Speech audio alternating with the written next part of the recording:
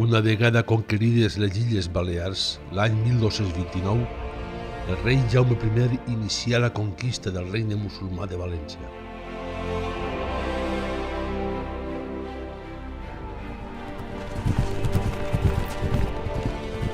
De l'any 1233 a 1236 va conquerir les terres castellonenques, Borriana, Peníscola. De 1237 a 1238, des del Puig, conquistà València, fent la seva entrada en la capital el 9 d'octubre de 1238 i va arribar fins al riu Xúquer. De 1239 al 1245, des del riu Xúquer va arribar fins a Biar. Absent el rei de València, diversos cavallers, entre ells l'almirall Francesc Carròs, amb 225 cavalls, 500 infants i una companyia d'almogàvers, passant la línia del riu Xúquer, entren en la vall de Bairén. El cavaller Carròs va conquerir el castell de Rebollet l'any 1239 i el rei, agraït pels seus serveis, amb data 18 de juliol de 1240, li va fer mercè del castell i els llocs del terme general de la baronia de Rebollet, que estava integrada per termes actuals de la Font d'en Carròs, Oliva, l'Alqueria de la Comtessa, Rafelcofer, Beniflà i Potries. L'almirall Francesc Carròs funda la població que rebria el seu nom, la Font d'en Carròs, i en el castell de Rebollet construïx una església dedicada a Sant Nicolau, on diposita la imatge que sempre portava en les batalles i que endavant seria coneguda com la Mare de Déu de Rebollet, que va ser venerada per tots els pobles de la conca de la Safor.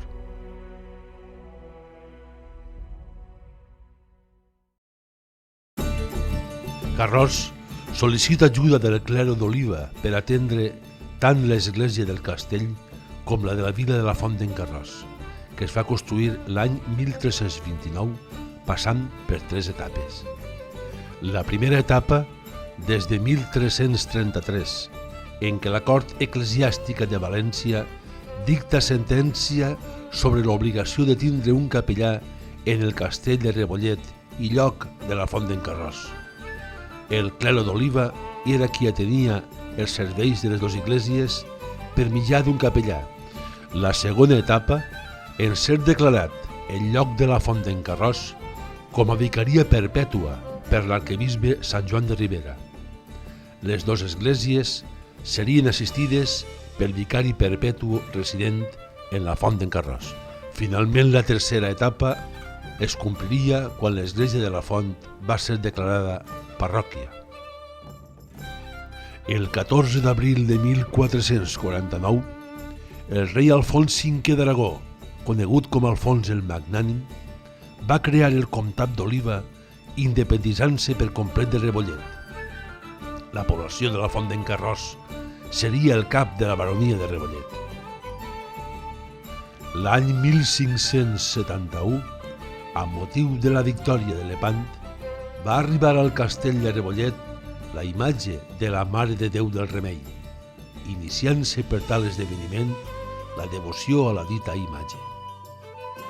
L'any 1595, el duc de Gandia fa possessió feudal de l'independent comtat d'Oliva, així com del castell i baronia del Rebollet.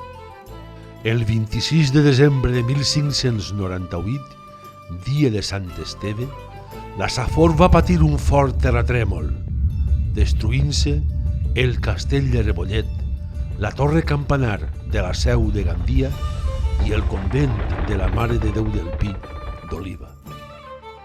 Les imatges de la Mare de Déu del Rebollet i de la Mare de Déu del Remei, així com les campanes de l'església del castell, van ser depositades en l'església de la vila de la Font d'en Carròs per ordre de la duquessa de Gandia, així com tot el que es trobava a l'església.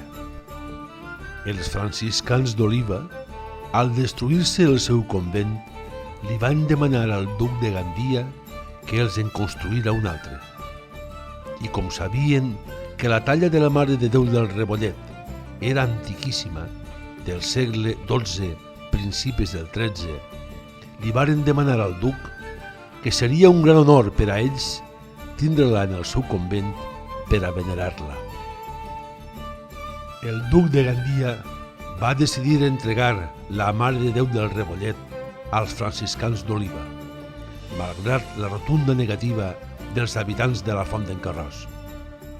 I ho va aconseguir per la força, i en represàlia a la negativa va enderrocar les cases de les autoritats de la font i fins i tot va augmentar els impostos als seus habitants, encara que anys més tard el duc seria sentenciat a tornar l'excés recaudat.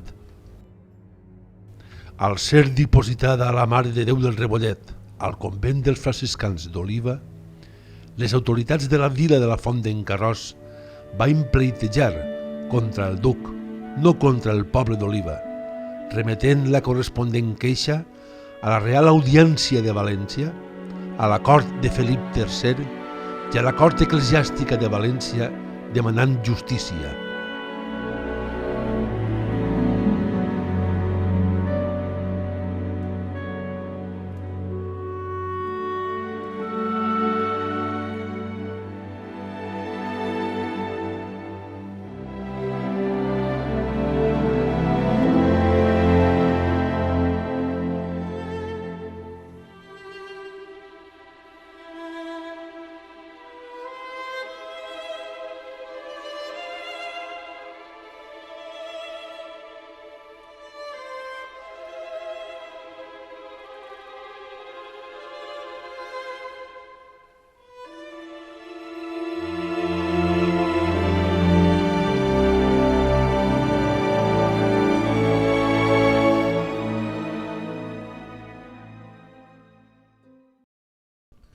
La cort eclesiàstica de València va iniciar expedient d'excomunió per als qui es van emportar la imatge de la Mare de Déu del Castell del Rebollet i les campanes del castell, però el poder del duc va ser tal que no van tindre més remei que arxivar les dites actuacions, arribant-se a pactar entre ells, sense la intervenció de les autoritats de la Font d'en Carròs, aquesta resolució.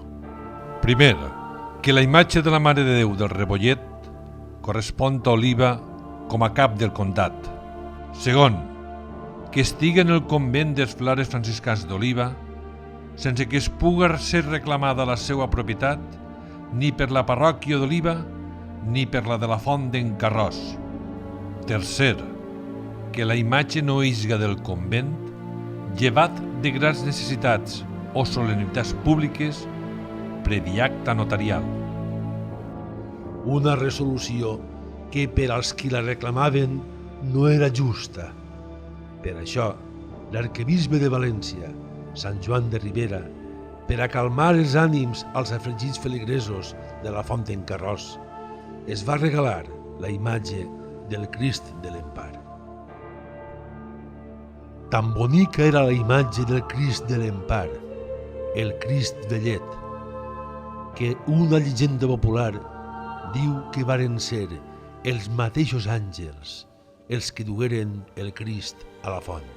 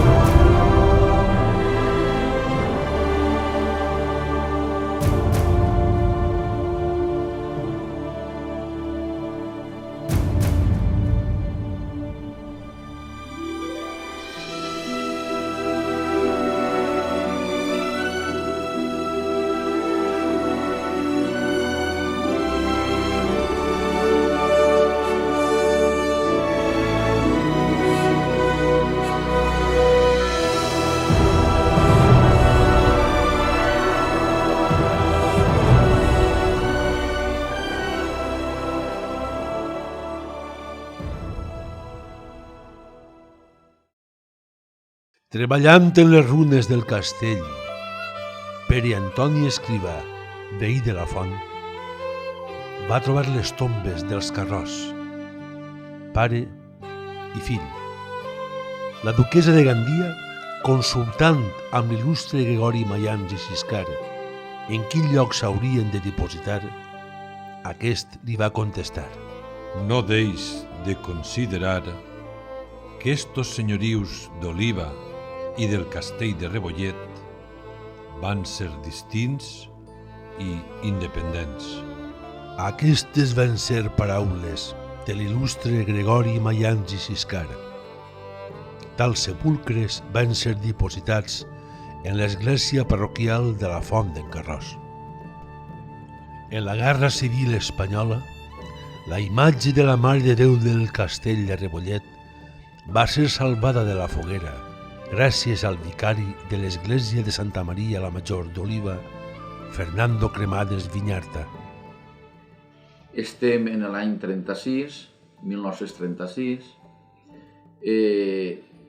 Les circumstàncies culturals, socials i religioses no estaven massa equilibrades, n'hi havia temor de que poguera desaparèixer la patrona d'Oliva.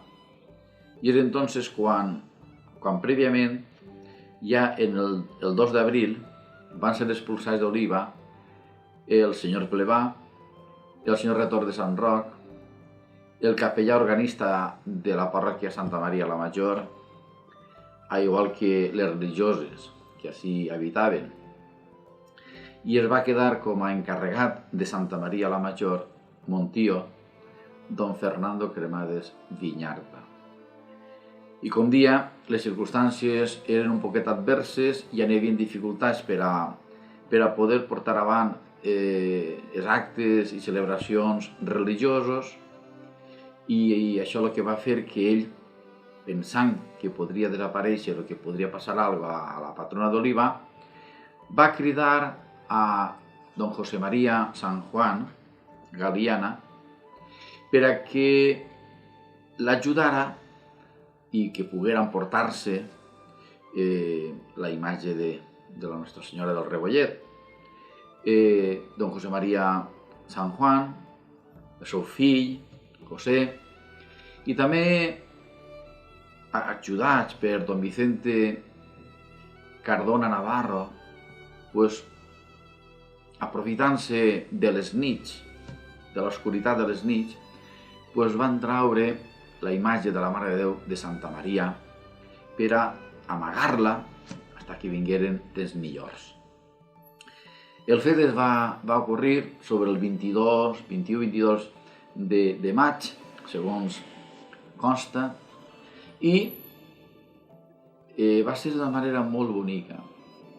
Es va portar una cistella, en el fons de la cistella es van posar unes verdures, després la Mare de Déu, sobre la Mare de Déu una altra tongaeta de verdures, i després cebes.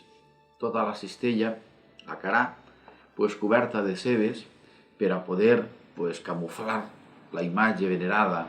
Per mig d'aquesta cistella que estàvem dient, va eixir la venerada Mare del Rebollet de la parròquia Santa Maria i va ser amagar en una caseta del Monte Castellar. Va haver registres, la van trobar, però com la van amagar sense manto i sense joies, no la van reconèixer.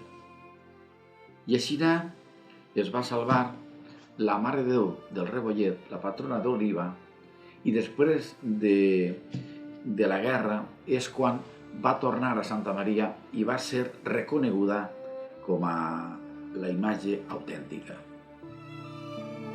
Dissortadament, no va passar el mateix amb la imatge de la Mare de Déu del Remei i del Crist de l'Empar de la Font d'en Carròs, les quals van ser cremades. Acabada la guerra, van ser reproduïdes. Oliva celebra amb gran solemnitat la festivitat de la Mare de Déu del Rebollet, realitzant tots els anys una romeria a la seva antigua casa, el Castell de Rebollet. La font, per la seva part, celebra amb gran solemnitat la festa del Crist de l'Empar, amb la seva famosa novena. La novena és una tradició de molts segles enrere, però sí que és cert que també ha tingut molts alts i baixos durant quasi 400 anys. L'origen podem fonamentar-lo en Sant Joan de Ribera, primerament perquè el Cristo és un regal del mateix patriarca en motiu de tot el pleit famós entre l'Adats i el Rebollet, entre Oliva i la Font. Què és el novenari? El novenari són els 9 dies antes de la Setmana Santa, agarra en concret la Setmana de Passió que seria, i són uns dies molt de preparació als dies centrals de la fe dels cristians. En aquest moment el novenari consta d'una part molt antiga i d'una totalment moderna. La part antiga és el cant del Miserere i les llagues, i després hi ha l'Eucaristia. Això com es feia antigament? Lògicament, antes la missa sempre es feia pel matí, entonces es feia de vesprà, a l'hora convenuda, seria primer el cant del Miserere, després cantaven les llagues i es feia el sermó. Popularment sempre el sermó de la Quaresma es posava dins d'aquests actes de pietat de lo que és la Setmana Santa o la Setmana de Passió. I el retorn a les 8 en punt, se canta el Miserere, després se canten les llagues, tot és a polifonia, el Miserere en llatí, però en polifonia molt bonico. Les llagues són d'un tal Fuster, creguem que és fill de la Font, però no està clar la cosa, però segurament serà fill de la Font, perquè de fet són unes llagues que es canten en diversos pobles, però ninguna com així, i estan firmades per ell. I després hi ha de les llagues l'Eucaristia, el sermó intercalat dins, i al final es canten els gojos del Cristo, uns gojos molt bonicos, molt apegalosos. La música és antiquíssima, però la lletra és del segle XIX i està composada per un tal Antonio Esteve, que era rebesnet, creguem, de l'escultor Esteve Bonet. Ell va ser metge, va estar en la Font durant molts anys, i ell va patir en concret la peste del còlera de 1854. Ell, quan va conèixer això, va reflexar aquest milagre dins els gojos, i és una construcció molt ben feta que narra molt bé aquest aconteixement del poble. I dirien que en tantes gojos s'acaba ja el que és el novenari o el dia del novenari dins de lo que és l'acte de cada dia. I des de l'any 1980, la Font d'en Carròs comença a conscienciar-se sobre la festivitat de la Mare de Déu del Remei, però sense visitar el castell, esdeveniment que s'està preparant. Els últims anys d'estar jo a la Font és quan va sorgir l'interès per part d'un grup de devotes de la Mare de Déu d'alçar la festa, que estava molt de capa caiguda, i poquet a poquet van anar mobilitzant-se i prenent iniciatives que van acabar en el renaixement de la devoció a la Mare de Déu. Allí es van fer l'ànimo de fer una anda nova per la Mare de Déu. Efectivament, me la va fer un expert d'Oliva i la vam estrenar en l'última festa que jo vaig estar. Ara bé, remitint-nos a les paraules que el rector de la Font d'en Carròs va pronunciar amb motiu de la festivitat de la Mare de Déu del Rebollet de l'any 2006, les tradicions són les que són, i oblidant-nos d'aquella vella disputa per la talla de la Mare de Déu del Rebollet, agermanar-nos en la devoció en la Mare de Déu, caminant junts cap al futur. Efectivament, hem d'unir-nos amb més força en la devoció a la Mare de Déu, tant amb el nom de Mare de Déu del Rebollet com amb el nom de Mare de Déu del Remei. I amb aquesta unió de dos pobles, històricament germans, hem de recuperar el castell de Rebollet, un recinte emblemàtic dins del patrimoni històric de la Comunitat Valenciana, bressol de dites imatges, i en el que algun dia es puguen venerar les dos juntes. Salvem el castell de Rebollet amb la devoció en la Mare de Déu.